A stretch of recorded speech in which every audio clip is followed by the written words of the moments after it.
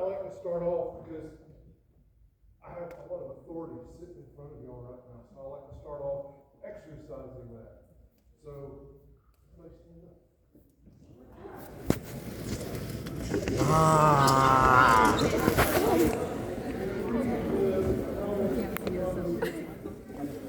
Alright, now everybody close your eyes and turn in a circle while you're closing your eyes. Keep it closed. Keep it closed.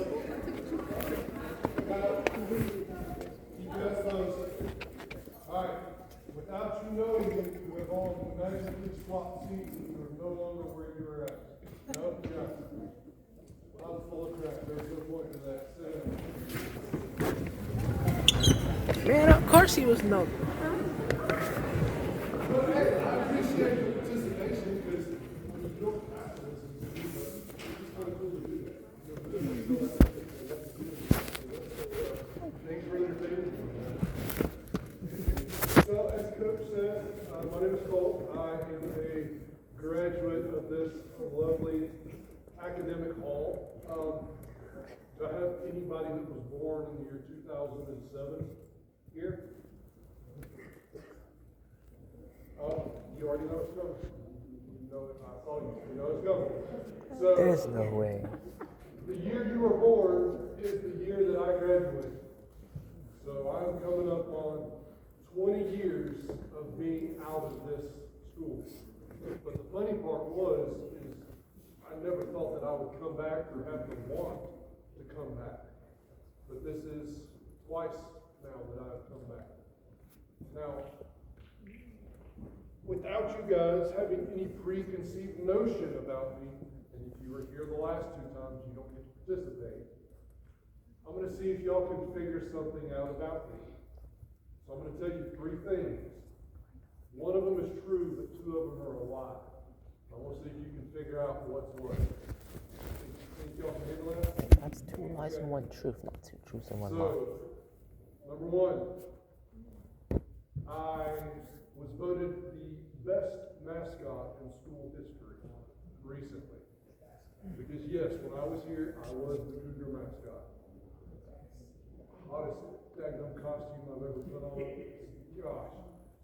You ever want like a good workout? Just put that thing on and run through a Friday night football game.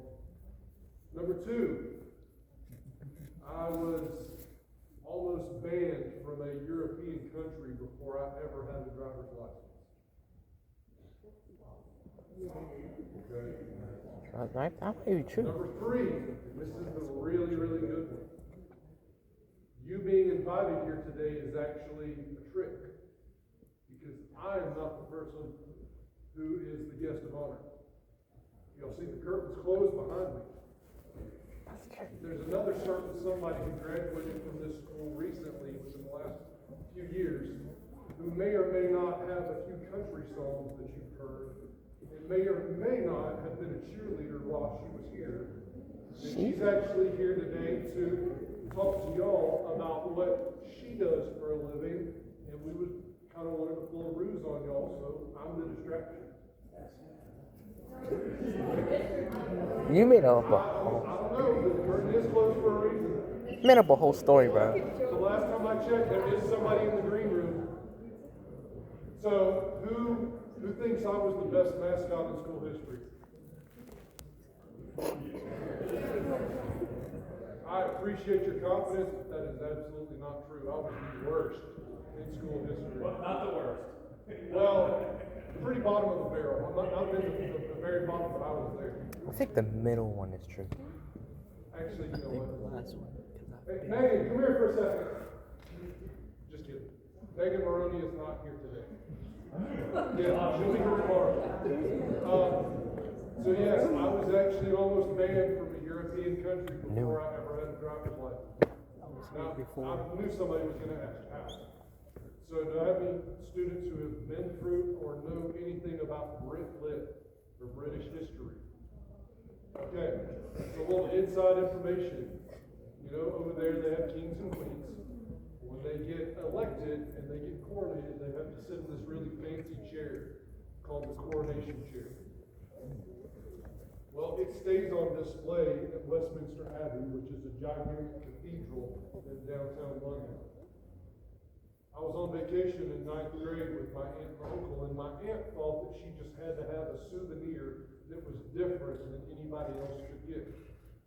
So she reaches in her pocket, pulls out her tiny little pocket knife, and goes to reach up and cut a piece off of the chair. That is a very big no-no in that country. You probably are looked at the same way as if you were trying to stab the king himself. So we got whisked off into a little side room, sat there for what seemed like 4 or 5 hours. Our passports were checked, our credentials were checked. They even phoned back to the United States for some, I guess, input on if we were previous offenders, if we had a criminal history, anything like that. And we pretty much got scolded. So the lesson in that is, if you go anywhere, just buy the damn keychain and move on. Like, don't take nothing special. So, how many of y'all know coming right out of high school you want to go to college? You're like, yep, I don't care what it is, I'm going straight to the big leagues and I'm just crushing it. Alright, what do you want to be? Yeah. Okay. That's a profession that is always going to be needed. One of my best friends in the world is actually a funeral director. So there are things that you will need throughout life no matter what, and that is one of them. Who else? I saw some hands go up. What you want to be? Yeah. Put you on the spot. I was in elementary school music education teacher. Okay. I have a deep appreciation for music because I was in chorus and show choir and all that fancy stuff when I was here.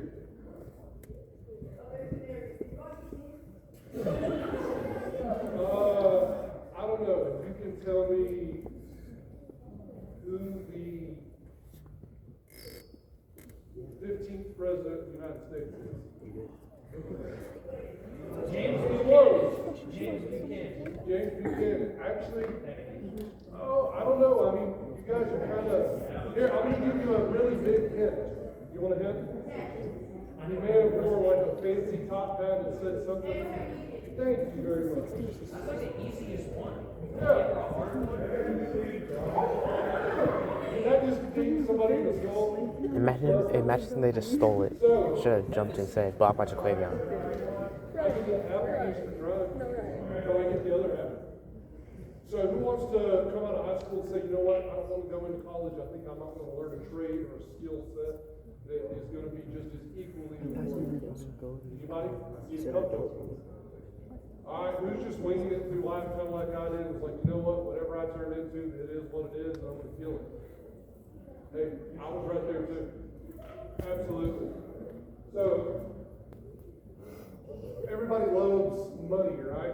Yeah. You want to make as much of it as possible. But you also want to have to spend as little as possible. So, for the average 4-year degree, do you know roughly about how much money you're going to spend to obtain that degree? $500,000? I mean, if you go to the right university, yeah, absolutely. 0. So, What? generally in today's times, in today's economy, you're going to roughly spend somewhere between $35,000 and $40,000 for a solid 4-year degree. Now, if you tie in, your master's or your doctorate into that, you're going to be looking at more. Now, the good thing about what I do is I was in no debt when I started what I do. And I'm still not. Because there was no school that was required for me to go to. There was no course that I had to pay to take. It was on-the-job training. So, a trade, even though I know everybody's parents want to go to college. They want you to make something of yourself. And most parents are like, you know what? You're going to go, you're going to do something. When I graduated in 2007, that was the only choice. Trades weren't really a thing back then.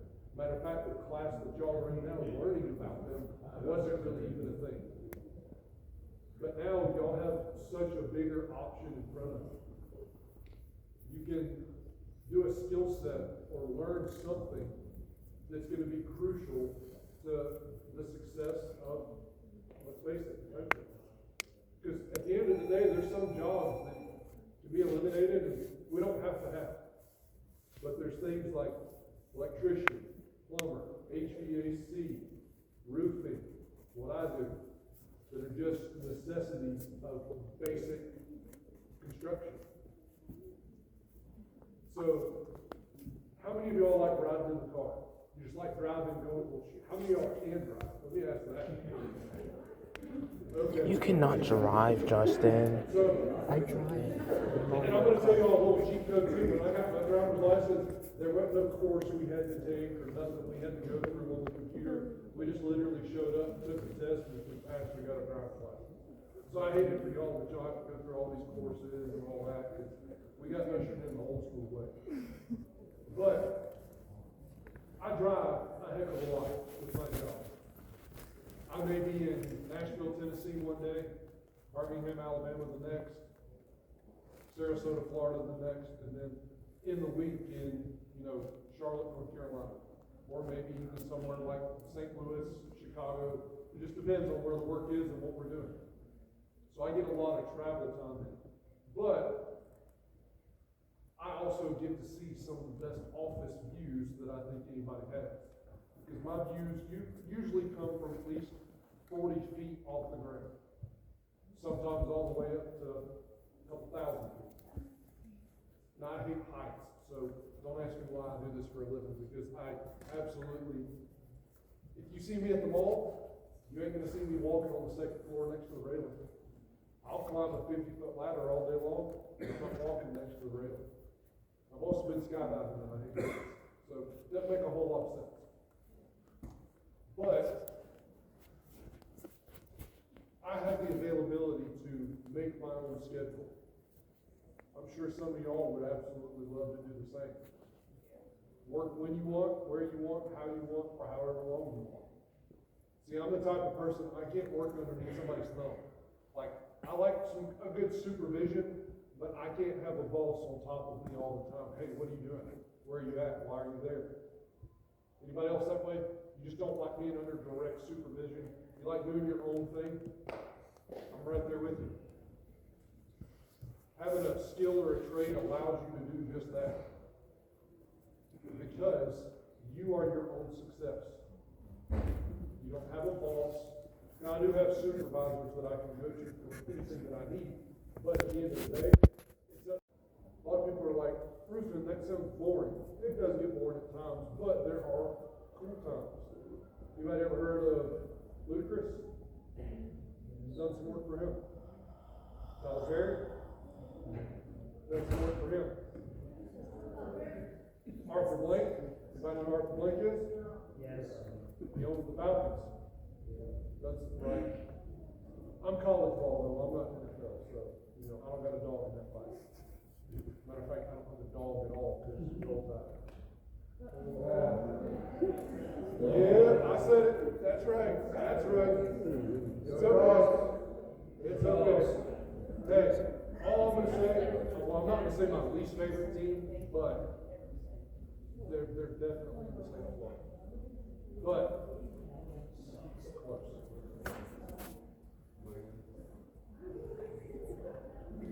Yeah, long story about that though. But so I know the number one thing is always why do it? Why learn a trade versus go and get a degree? Seems pretty scary to do that, right? Because if you get a degree, you're locked in. You have a piece of paper that says you are a professional at what you're doing. I have probably, at any point in time, at least 10 people that I graduated with that I can call that got 4 to 6 year degrees that haven't used them a day in their life and have gone into owning their own business or learning a skill or a trade, and it's literally taken off with that. A good friend of mine that I graduated with, He goes to New York City at least 5, 6 times a year to speak to folks in the health and wellness field. Another friend of mine who's actually also one of my trusted contacts for HVAC work. Graduated with him. Never would have thought he would have done that or even done anything. But he picked up learning some stuff from his dad. Said, you know what, I want to run my own business. He's absolutely crushing it out there. Now, y'all have a lot more pressure on y'all versus when I was growing up and when I graduated, because society expects so much more out of y'all than it does my generation. I mean, we were pretty basic. We didn't even have Facebook when I graduated. All we had was MySpace. Yep. Which y'all probably don't even know what that was. And then we had Zynga before that, which was literally just status updates, nothing else. Or AOL Instant Messenger. Like that's really all we had. But now, y'all have so much more available to y'all, but it's also a detrimental thing because your character is involved in everything you do. And it can easily be deciphered and easily talked about by somebody getting on somewhere and saying something. My first job that I've ever had was waiting tables at a restaurant that now just got turned into a Chick-fil-A on Chapel Hill. Charlie's, that's right. I hated it, but I needed a job. And it was the easiest thing to get into. But right off the bat, I learned probably one of the most important skills is communication. Because if I wanted a tip, do you think I could walk up and talk to that table and just be silent and still get a tip? No. I gotta ask them, hey, how are y'all doing today? What can I get a drink for you? What would y'all like to eat? Is there anything from the bar that you like to bring? So communication was something I learned from the very beginning that is vital to anything you do. It does not matter what degree you get, what trade you go into. You are always going to have to communicate with somebody somehow, some way. My phone, I've kept it on silent since I've been here, but right now I probably have at least 15 missed calls and another 15 to 20 texts, all from different people for different reasons. I've got some contractors that are calling and asking questions about jobs. I've got guys on my team underneath me that are asking, hey, can you look at this for me? I'm constantly communicating all day long, whether I'm sitting here talking to y'all or I'm doing this number right here. I think I even communicate in my sleep. I don't know how, but I'm pretty sure I do. How many of y'all would say you could walk up to anybody, don't know who they are, strike up a conversation, and it not be awkward? Like you could absolutely just talk and nail it. Okay. Now who would say that they absolutely would not nail it? You don't want to walk up and talk to anybody you don't know, it would just feel awkward, and you want to stay in that little shell and just say, nope, not doing it. Oh, come on, raise your daggone hand, I know it. Hey, I was the same way. I hated talking to people. You put me in a crowd of one, and I just literally wanted to jam up and not say nothing. I think the largest crowd I've talked to so far is probably 750, 800 people, give or take. That was at a convention about 2 years ago. But at the end of the day, I can reference back to that very first job I had, that communication was extremely vital and extremely important. Another thing that's going to really, really make an impact on y'all is your character. I think everybody knows what your character is. How you act when nobody's looking. Now, this Jeff Cook has mentioned in other classes about, and I hate being talked about because I just don't want to be in the spotlight, even though I'm sitting here right now in the spotlight in front of all of y'all, but I don't like being lauded for anything that I've done. Like Coach said, I'd rather not talk about it. But I do a lot of stuff for a lot of people, not because I have to, because I want to and I get the ability to. I get to see all these places that I've traveled to, work on all these job sites that I've had, meet all these people. Tyler Perry, Ludacris, Shaquille. We did some work for The Walking Dead. We've done some work for a show called Tulsa King. All these people. But you know what I don't have? I don't have a degree.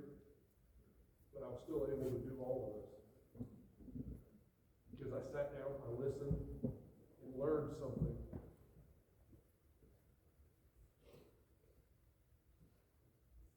At the end of the day, you are responsible for you.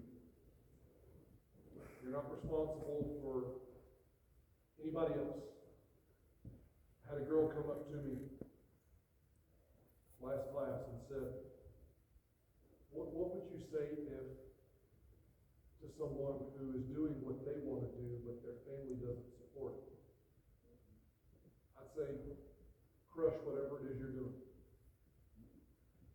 If you want to do something and you've got your mindset that that's what you want to do, you be the best at whatever it is and you absolutely nail it. And you show them, I was meant to do this. How many of y'all have dreams or what you wanted to become when you were younger, and you know what, you're not going to do anything else. That's what you want to be, and you're not settling for anything less. Do it. Don't let anybody talk you out of it. Don't let anybody tell you, oh, that's not what I wanted you to do, or, oh, I don't think you can do that. Absolutely do it. Matter of fact, do it, and then come and find me in 20 years and say, hey, I crushed it. Because I guarantee you, you can do anything that you want to do. I told the last class, and I'll tell y'all. If you go down the road and listen to what your teachers are offering you, and when you get a job, matter of fact, is anybody working right now like you have a job outside of school? Okay, so y'all kind of have an idea. You're going to have a boss that gives you information on how you can be better, or how you can improve, or how you can make more.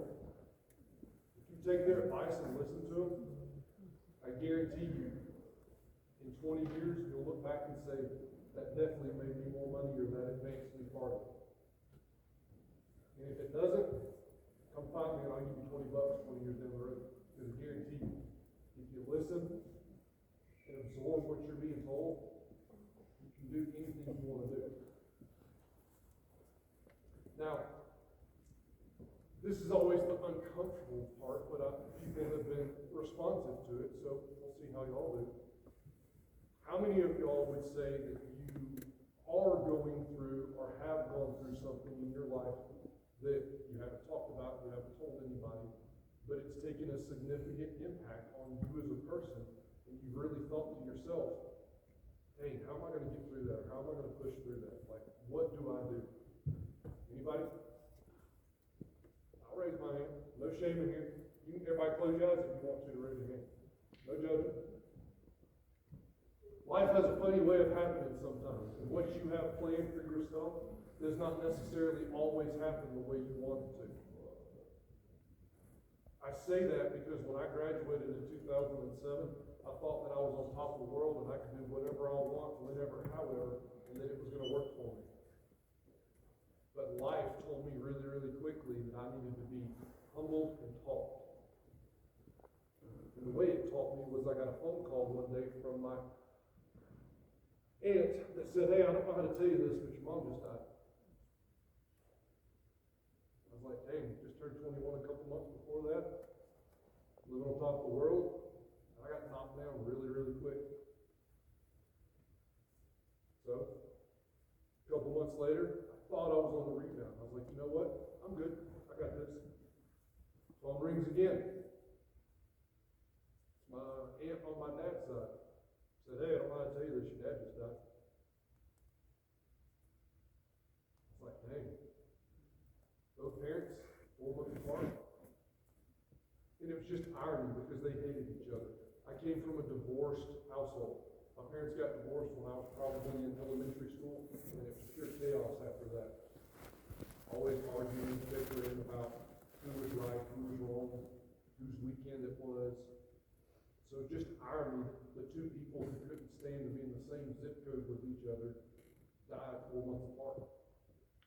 You can talk about a gut punch. I instantly realized then I didn't have anybody to offer me advice. Anybody I could call and ask, hey, am I doing a good job? Hey, am I making you proud? When life got tough, I was like, dang, it's just me. So I rebelled, and I did what I always do and what I continue doing. I don't cry over spilt milk. I got up, I went to work, and I kept telling myself that no matter what happened, I was going to be the best at whatever I did. I still tell myself that every single day. Then a couple months ago, I'm thinking, you know what? I've avoided tragedy, so I'm good now. Actually, not a couple months, a couple of years, I need to say. A couple of years ago, my aunt calls me again and says, hey, I don't know how to tell you this, but your brother just got killed. Murdered. Outside Birmingham, Alabama, in a little town called Bessemer. 3 guys walked up to his car, shot him twice in the head and once in the side.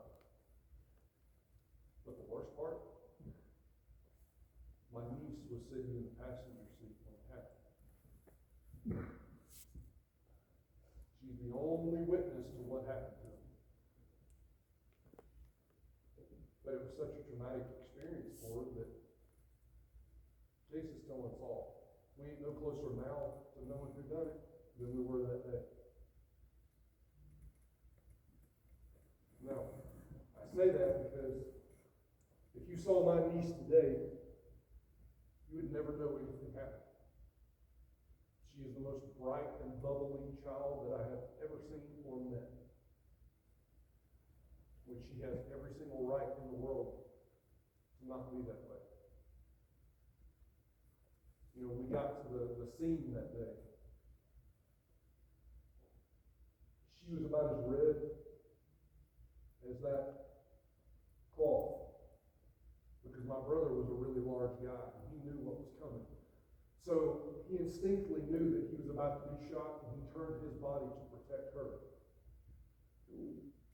So he in turn basically laid on top of her. Now she's tiny, 6, 7 years old. My brother was all of 275, 300 pounds. Big, muscular guy. What? No way she was going to lift him off of her. So when we got to her, she was as red as that because she was just covered in his blood. Life didn't go the way she anticipated it. Life didn't go the way I anticipated it. I never would imagine being 36, I'd buried all my grandparents, my parents, and my only brother. But I got up, went to work, and let my character speak. Because y'all are going to come across things in life that you don't know how to overcome, or you don't think you can overcome, whether it's professionally or personally. You're going to hit those roadblocks. If there's anybody out there that says you'll never hit one, they're absolutely wrong. But it's not what happens that speaks.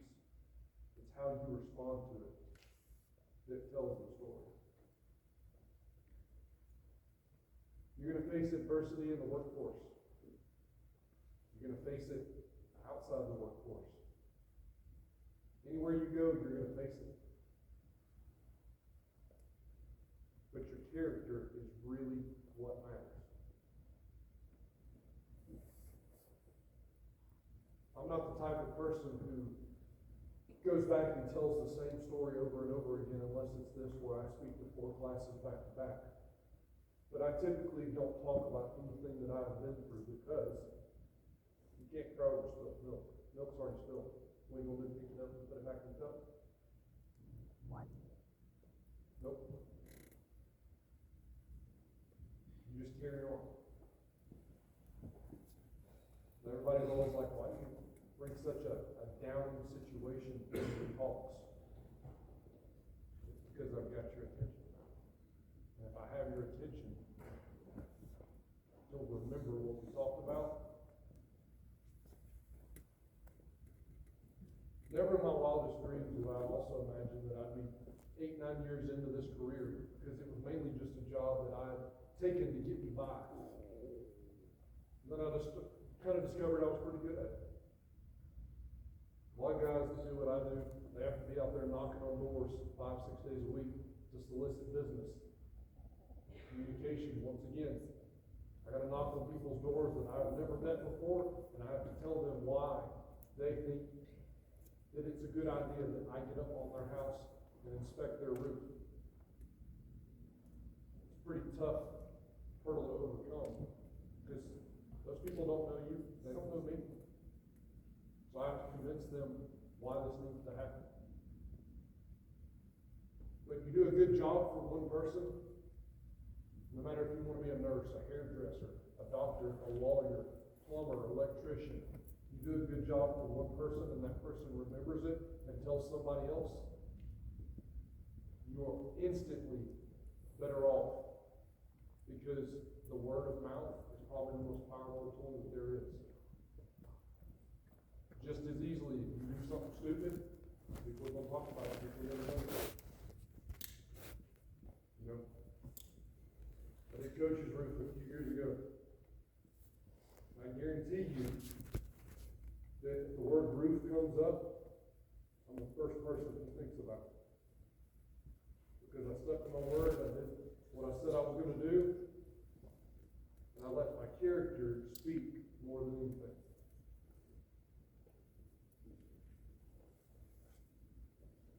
Where's my seniors at? Any seniors in here?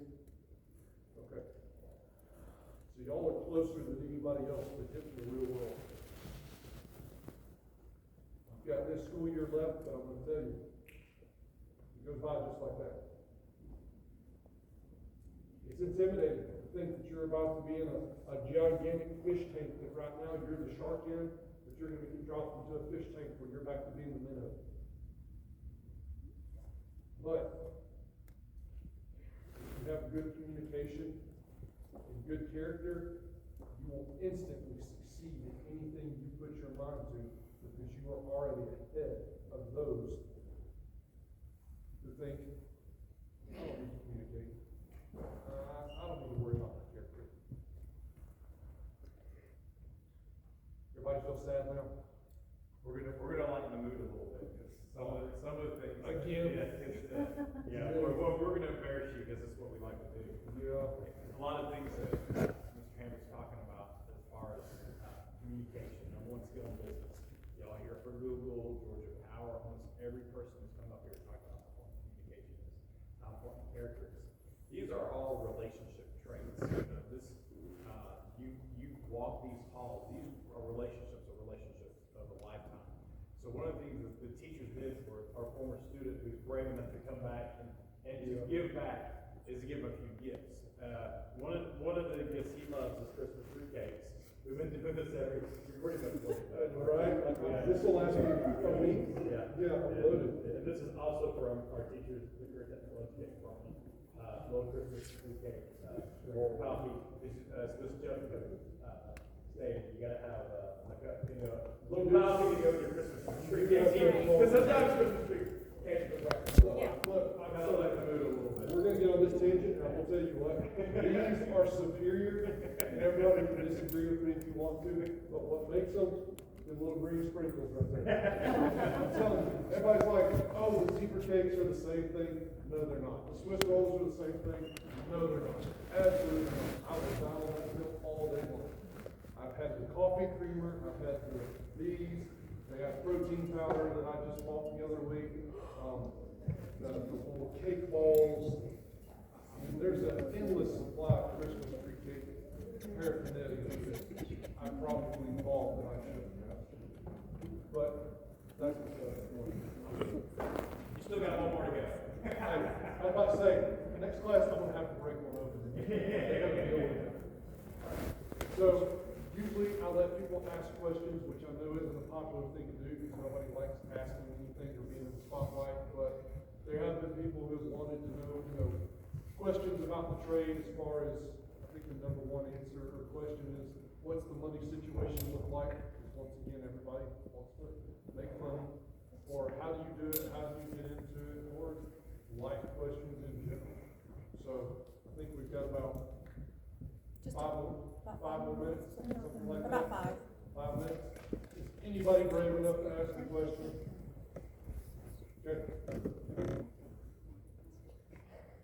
I just don't know exactly what we could get a team on how to do it.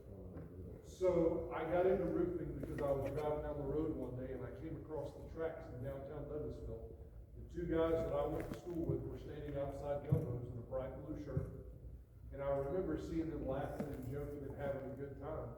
And I knew they were working because I kept up with them on Facebook. I just didn't know where.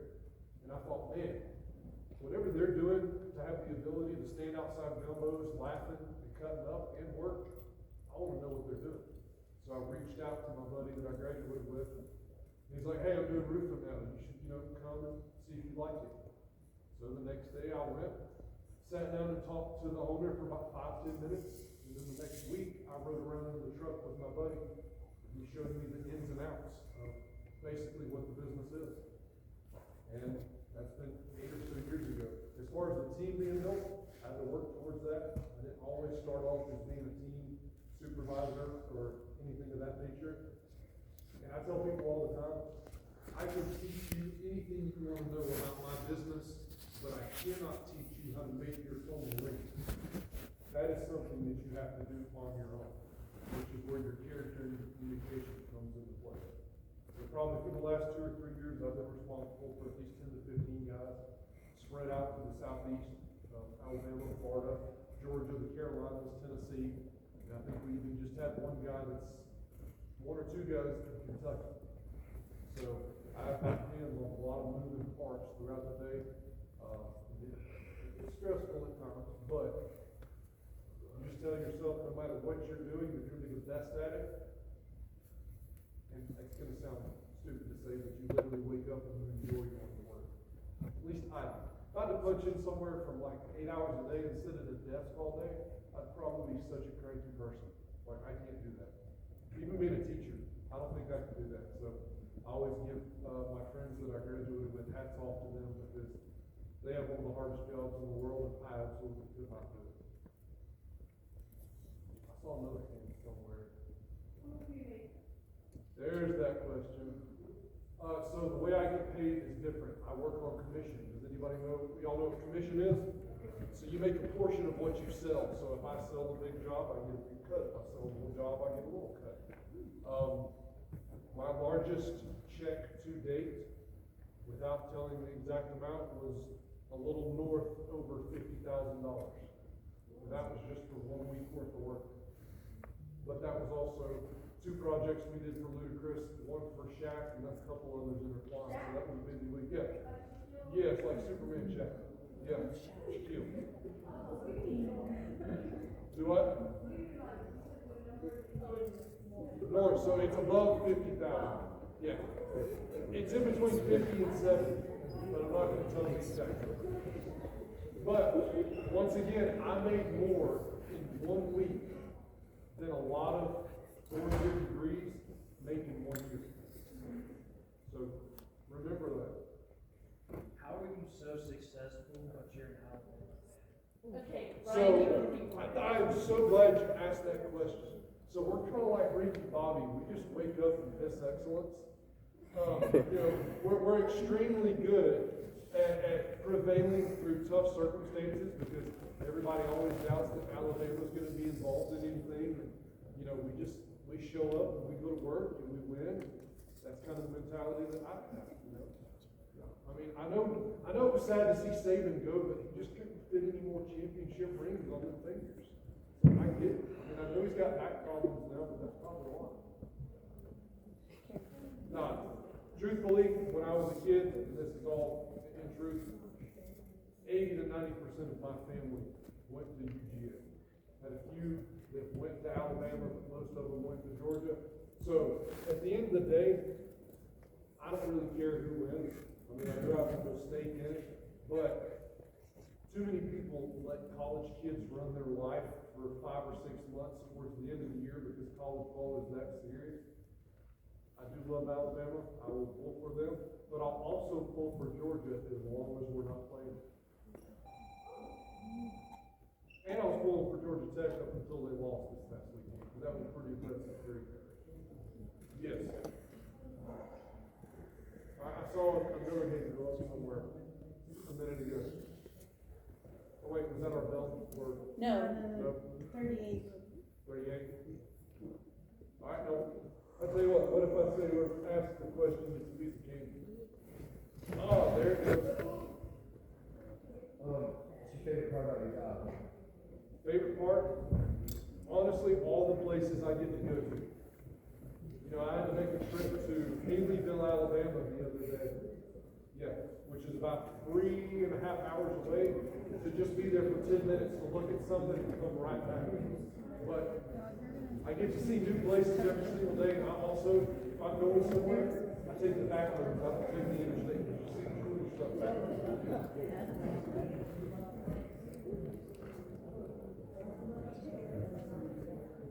My favorite place that I've worked in? Oh, man. You know, the laws around the coastal areas are a lot stricter than what you have to abide by. I'd say Charleston, South Carolina is probably my favorite area that I've worked in. I like historical cities, places that have a story to tell, so, or Savannah. Savannah's a really good place to work. Yo, they're wiggling their fingers. That could. You. Whoever, don't put that in, so whoever. What's your schedule look like? Schedule?